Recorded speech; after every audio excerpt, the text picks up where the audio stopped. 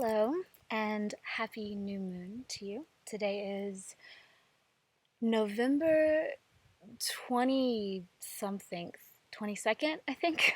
And I don't know, it's the new moon. So whenever the new moon is for November of 2014, that's today. So what I wanted to do was do a little new moon forecast for you guys and for myself because I have not pulled cards yet today. And I think I'm going to use a card deck that I don't use as much anymore because I've been kind of into tarot, trying to figure out how that whole thing works. So I've been slightly neglecting my Gods and Goddesses cards by Stacy Demarco. In case you want to know what the covers look like, this is them. Love them. Gods and Titans. I merged that deck with the Goddesses and Sirens deck to bring in both divine masculine and divine feminine energies. And this new moon feels very intense to me. We're about to be in the middle of winter. You know, the solstice is like a month from today. So it is a time of contemplation and rest and receiving. And this winter, every time I tune into how it's going to feel, it feels really beautiful to me. It feels like it's going to be very pleasant and nice and full of heart and full of family, be it physical family, blood family, or soul family.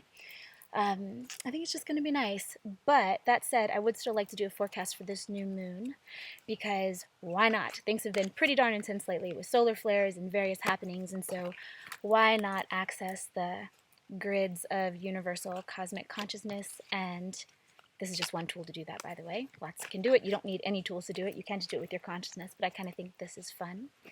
And see what's coming up for us. So when I use these cards, the Gods and Titans and the Goddesses and Sirens cards, I like to pull both giving and receiving cards for each thing that I look at. And this spread I just kind of made up. So if you have cards or any kind of divination tool, just make up your own stuff. Sure, study other people's, but make up your own. It's all the same thing. You're looking at grids that exist at all times. If you have one particular way that you like to access them, then use it. And if you don't, then research someone else's. But I think that the best thing to always do is to research, maybe to give yourself like training wheels, and then to adjust it to what works best for you. Okay, so what is going to be the theme of this time, this moon cycle starting November 22nd, if that's what today is? I'm really not sure. All right, the theme is going to be the receiving goddess card of expansiveness, Nuit. She's an Egyptian goddess, the sky goddess actually, and the Egyptians believed that when you died, you were reabsorbed into her, like she was the original cosmic mother womb. And then when you were born again, you came back out of the transformation that she gave you.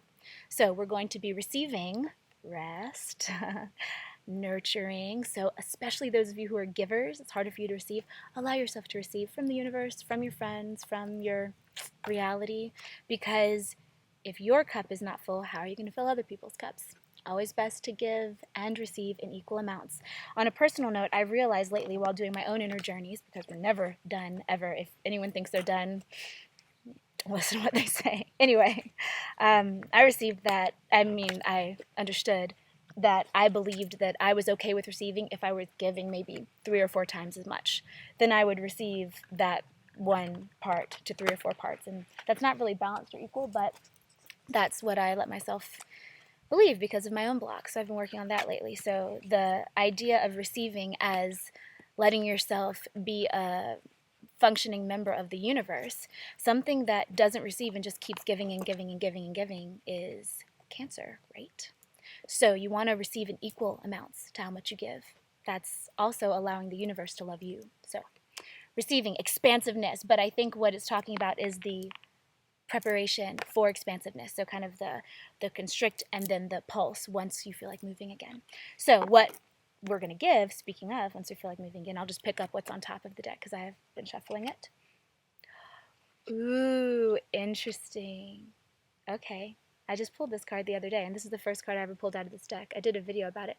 This is Apwash, the god in the South American, Southern, North American, Mexican pantheon of fear, and he was the one who would come and hunt you down. And I actually really like him. He's intense, but I find him to be very honest, and I find that he brings up stuff that you really need to look at. And evolve from. So if what we're giving is this, what I would say is it's not, this is the way that I read the cards. So feel free to take what you want, leave what you don't.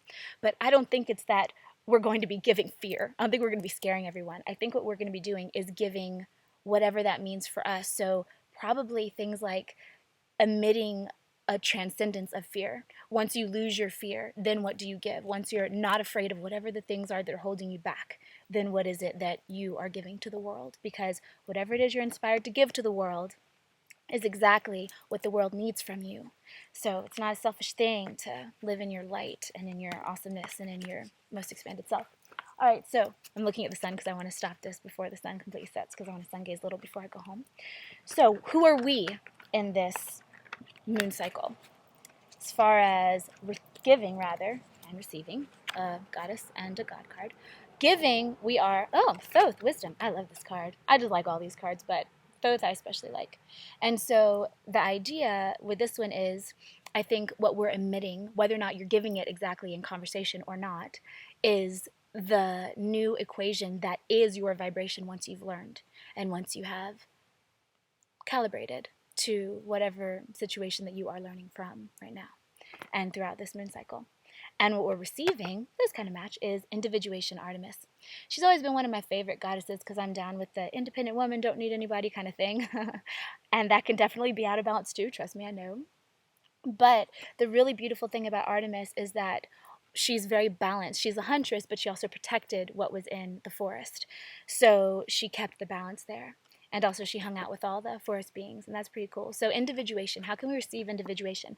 I think it has to do with the fear card from before and the expansiveness card. If we're being nurtured and we're achieving whatever it is that our fears were holding us back from, then it makes sense that the thing that we would be receiving is a feeling of independence and strength in our individuation. Okay, so what are our challenges? I'm just going to randomly pick two here. Okay, our challenges are going to be in receiving justice. Ooh, we might feel like things aren't very fair. So know that that's coming if that comes for you. Or maybe we're receiving things that are balancing the scales, but that might be hard for us because maybe we're the one that needs justice. Or however it translates for you. These cards give me lots of different things. They're talking about waves and tides of information. And then what we're giving is renewal. Ooh, so maybe that could also mean the tying up of karmic contracts. Maybe it could mean we're receiving justice for stuff we've been tying up for who knows how many lifetimes, and we're giving renewal, a new way to view this stuff. I like that. We shall see, right? And then our strengths. Oh, I'm losing the sun. That's all right. Our strengths are going to be, just picking random cards. Ooh, giving, masculine side, love, eros.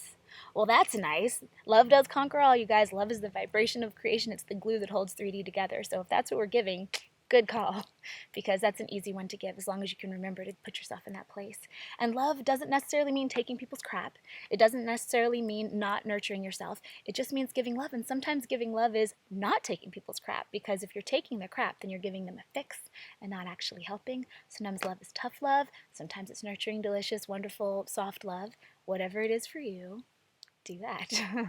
And then what we're receiving is going to be release. I love this card. I'm not quite sure how to pronounce her name. Ixchil? I don't know. Don't quote me on that. But she was the Mayan goddess who tore apart anything that you no longer needed and took it out. She's kind of the maid or the female version of this one. So this came in what we were dealing with, and this comes in our strength. So we're giving what we're receiving, right? Ripping away anything we no longer need is what we're getting. And we're giving what we have accomplished once we no longer are in our fears. Okay, and then finally, what's the outcome going to be? Shuffle once more. I love this part because when you zoom out and look at the universe and your life in the largest way that you can, you've got beautiful things, you've got terrifying things, all of it kind of together. But I think that's more realistic, and there's a certain peace that comes with that. Everything's not rainbows and butterflies, but everything's also not axes and swords. So figuring out the balance of them, whatever that means to you uniquely, is, I think, the key. All right, so just pulling a couple of randoms here. In the end, we will be receiving peace. Ooh, back to that releasing of karmic contracts, white buffalo calf woman. I love her story. She showed up to a couple Native American hunters, and one of them was going to kind of capture her and take her home to be his wife, and she turned him into bones. But then she gave the way to use the peace pipe, and she gave a bunch of rules for them to have civilization that worked and the warring between the tribes. So that's cool. And then what we're going to be giving is leadership. Back to that wisdom again. Giving what has come when we have succeeded, and when we've got wisdom from our actions, and when we've released from old school, tired old karmic contracts, right? So, let's see if I can do all this together for you guys. So, I was going to tell you guys all of what just happened, but I realized that I've mixed up the cards and I don't remember which was which. A good dream, a good meditation, and even a good reading all fade very quickly afterwards, so hope you got what you needed there. As far as what's going on this end, I'm about to open up registration for a 21 Days of Creative Flow class that I'm going to release in the beginning of 2015. So hopefully by the time this video is up, that will be able to be linked, and I'm looking forward to that. So much love, you guys. Go in peace. I hope all of you have a beautiful holiday season, whatever your holidays are, and even if that means no holidays, I hope you have a good winter. And I will, until we speak again, see you guys on the astrals.